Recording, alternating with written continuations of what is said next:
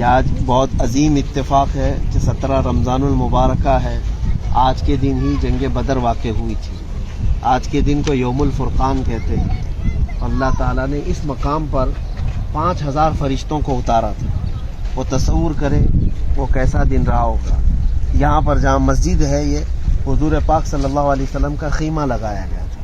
حضور یہاں سے پورا منظر دیکھ رہے ہیں. سب سے پہلے اس میدان میں حضرت علی کو اتارا گیا تھا, حضرت امیر حمزہ کو اتارا گیا تھا, حضرت ابو عبیدہ بن جراح کو. وہ تینوں کفار و مشرکین کے سامنے ایسی لڑائی کیے تھے, ایک ایک وار میں سب کو ختم کر کے آئے تھے. تب اس میدان سے نعرے کی گونج ہوئی تھی, اللہ اکبر, اتنا بلند آواز سے کہ پورا میدان دہل گیا تھا. کفار و مشرکین جو لڑنے آئے تھے وہ بعد میں کہتے تھے کہ ہم کو پتہ بھی نہیں چلتا تھا کہ ہمارے لوگ مر کیسے رہے, اور ایسے لوگوں سے ہمارا مقابلہ ہو رہا تھا جن کو ہم پہچانتے بھی نہیں تھے. وہ مدینے والے بھی نہیں, مکہ والے بھی نہیں. تو بعد میں نبی پاک صلی اللہ علیہ وسلم نے فرمایا کہ وہ اللہ کے فرشتے تھے جو انسانی شکل میں آ کر ان سے لڑ رہے تھے. خود جبرائیل امین علیہ السلام بھی اس جنگ میں شریک تھے.